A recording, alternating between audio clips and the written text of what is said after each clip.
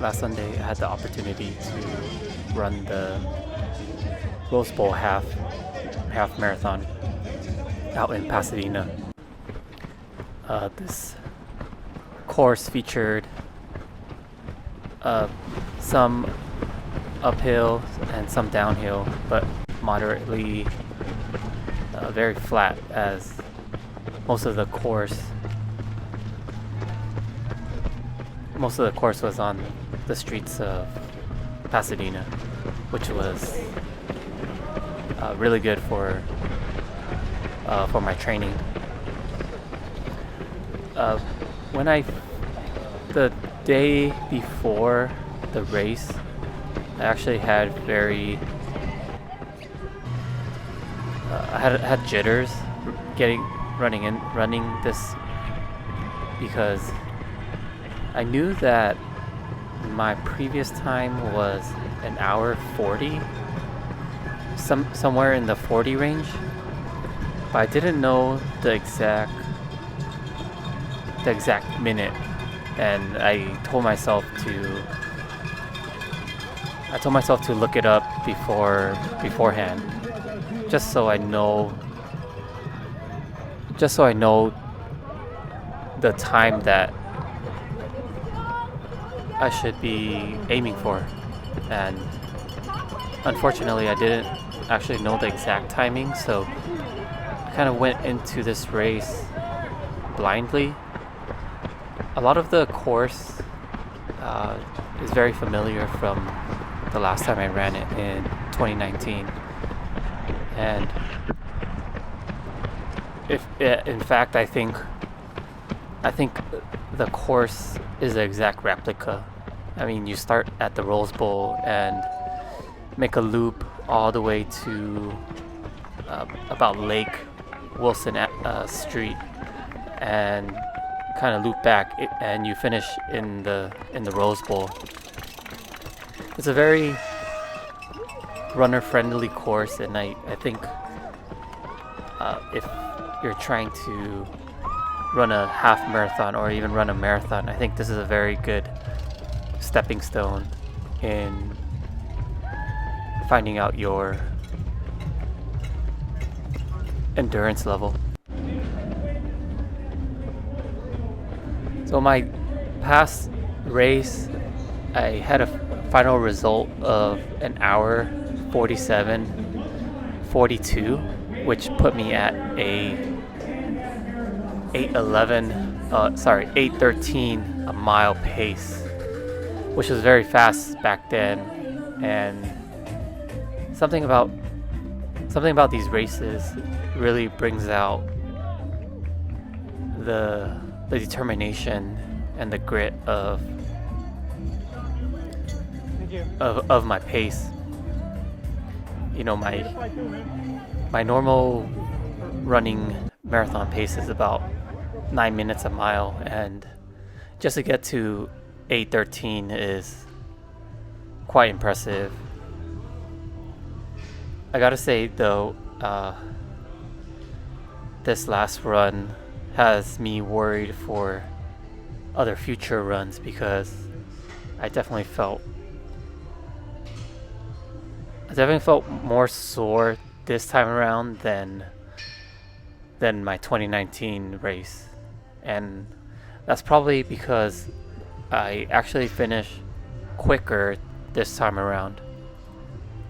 So I was looking at my stats, and I ended up finishing 2 minutes faster at 1:45, and the pace ended up being at about 8:04 a mile, which kind of shaved off 11 seconds per mile, which is quite good, knowing that I didn't know what pace I needed to beat. And even running it, I didn't feel like I could have beaten it. I ended up pushing through, and I'm glad I was able to muster the strength to finish. The fact that I was able to complete the race at a faster time than my previous race really speaks volumes at how training really affected my time. The amount of investment that I put into running, to working out, helped me to complete the race in a faster time. It put me in a better position to complete the race. Times where I felt that I would cramp, I suddenly felt energized. I think this is what training does, what investing your time does to your body. It allows you to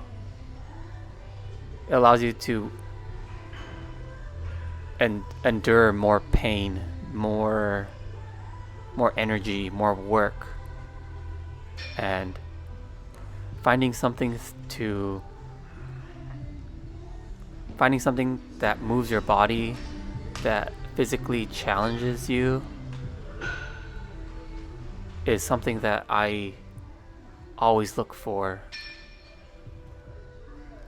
When I invest my time into something, for example, working out, I expect a certain result.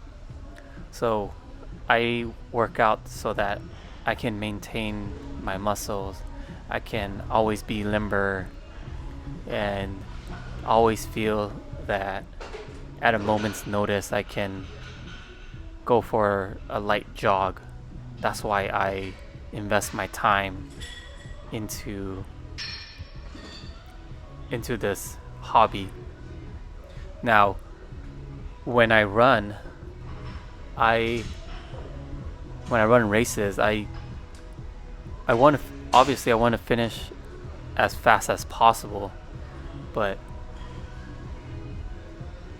I also have to listen to my body. I have to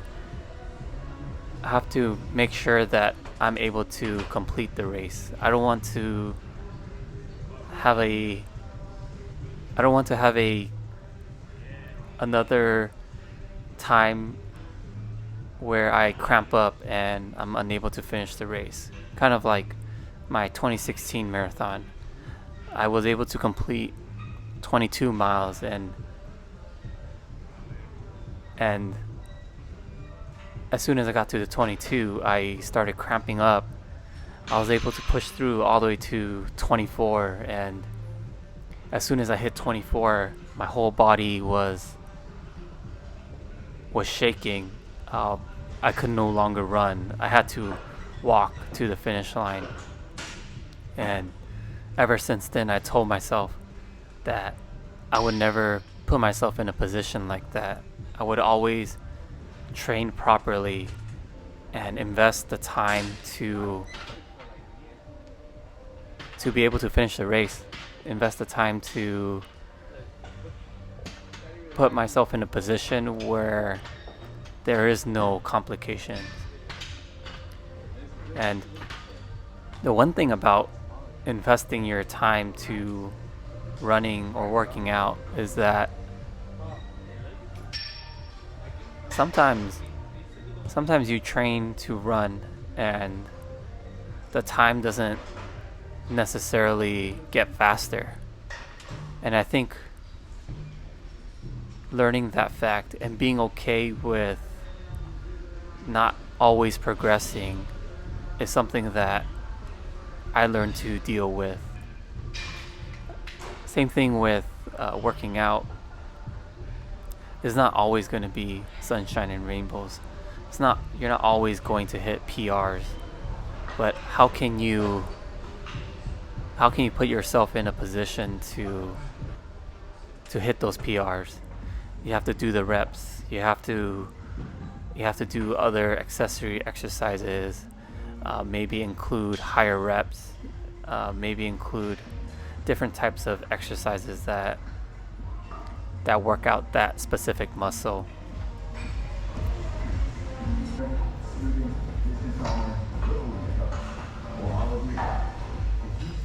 With every week that passes by, I feel more and more limber, meaning that my muscles feel like they can stretch for a lot longer. My running strides don't feel tense, and I don't have any pain in my body, which I think is a gift in itself. I've been stuck at the 225, and I've been trying to really include just volume of reps instead of hitting high numbers. There will be a time where I do try to hit higher numbers, but I think that how I feel on the day of the workout will ultimately determine how the sets will go. So I'm really not too worried about the type of top heavy sets that I'm doing. I wasn't able to grab a platform this week and had to deadlift off platform, so I really had to be very gentle with the weights. Also had to use the hexagon plates, which there's a rep where the bar rolled into my shins.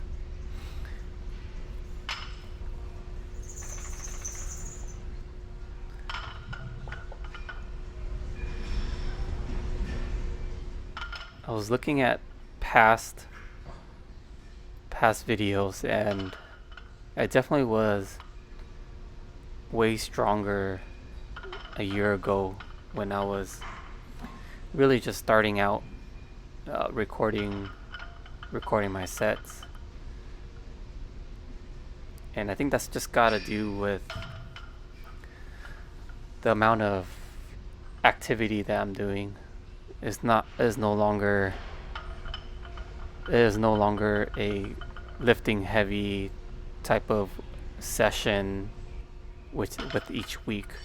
Each week has to be separated between training and running, and that's probably where the strength is faltering. And hopefully I'm able to figure it out where I can get back to that form. It's going to take some time. I kind of think I want to run frequently after this whole marathon training goes down, just because I feel a lot better in terms of heart health. My lungs feel like they get a lot of oxygen, and I do want to continue running frequently. Maybe not as frequent as marathon training, but definitely as much as my schedule will allow. So you can see here I switched up the grip just because the bar is just slipping and not even able to hold it correctly.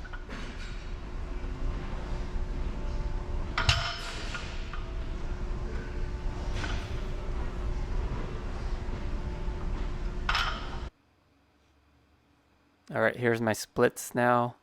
I had a 12 miler that I had to get in for my training sesh.